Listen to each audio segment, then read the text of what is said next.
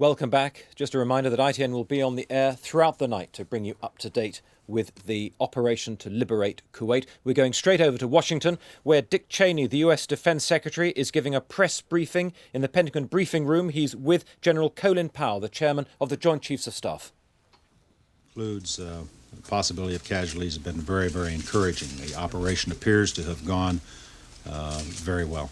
Has there been any Iraqi response of any kind? What can you tell us about the Scud missiles that have been reportedly launched by Iraq? There have been a number of reports of Scud missiles, but insofar as I am aware, they basically are false reports. General Powell may want to say that. Can you give us a rundown on the types of aircrafts and numbers that were involved in the raids? I really can't at this time because it is an ongoing operation. Let me just say that it involved the Air Forces mentioned by Secretary Cheney and sorties in the hundreds. Can you tell us how many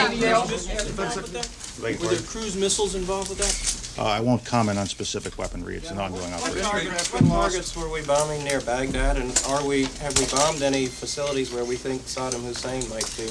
We have not been targeting Mr. Saddam Hussein. The purpose of our bombing facilities in the area of Baghdad is essentially to go after the command and control system of the Iraqi armed forces, and we're looking at principally military targets, command and control installations, air defense sites that could put our planes at risk, but they are militarily oriented targets. Have you heard any Iraqi response of any kind? The response of the Iraqi forces at this point has been limited, I think would be the best way to characterize it. But again, let me emphasize, as General Powell did, we're in the very early stages of this operation. It is likely to run for a long period of time. I realize you've all got legitimate questions about it, but there simply are things we do not know yet because it is an ongoing operation, because pilots are just now returning, and there'll be a lot of work required to assess the success of the initial efforts, and there will be a lot of follow-up work required as well.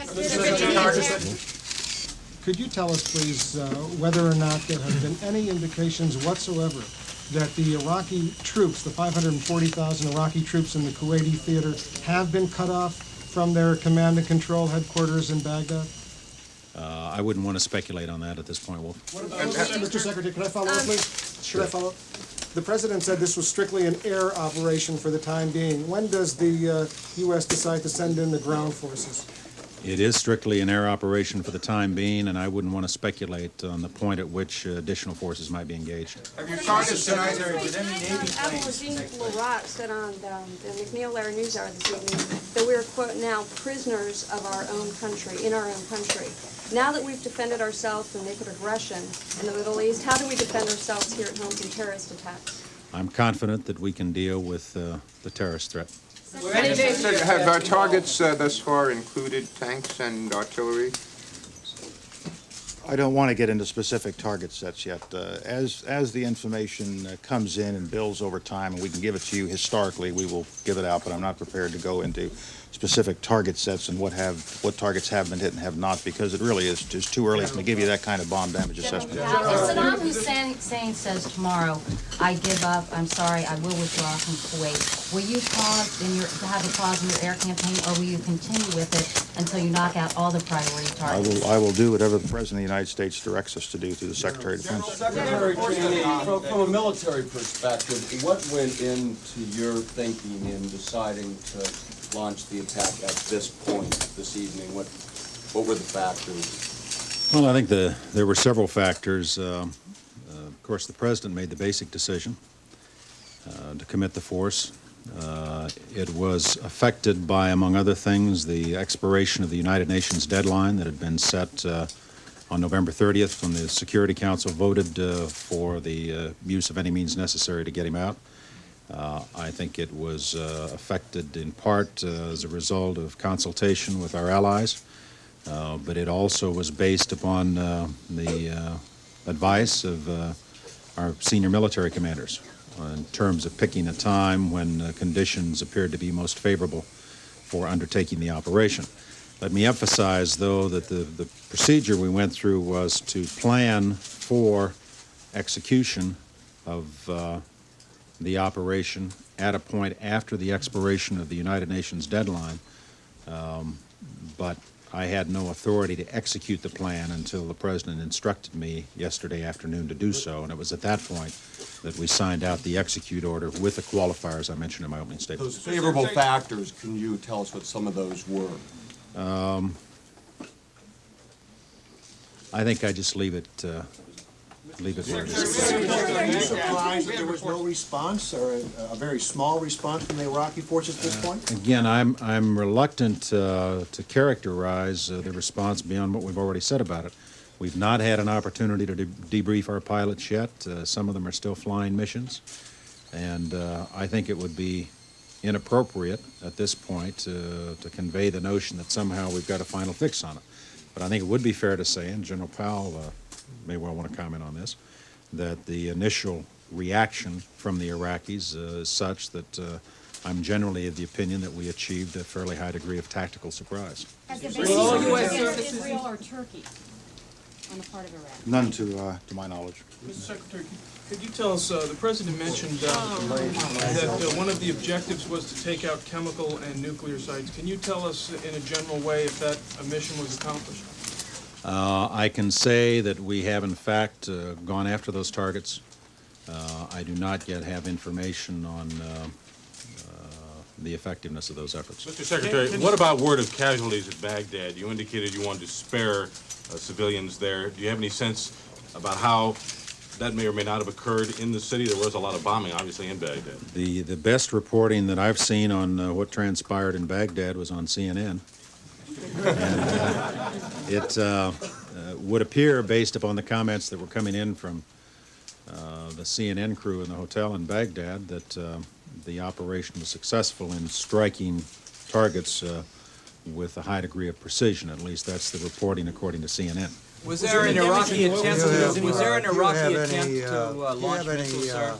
Do you have any We've word had on- reports of missile launches, but none of them have been confirmed. What about the Scuds in western Iraq at those air bases on the border? Have you got any reading on that? Are those fairly high priority targets? Yes, they are a fairly high priority target. And how'd you do? I'm not prepared to say how we did or what we've done so far.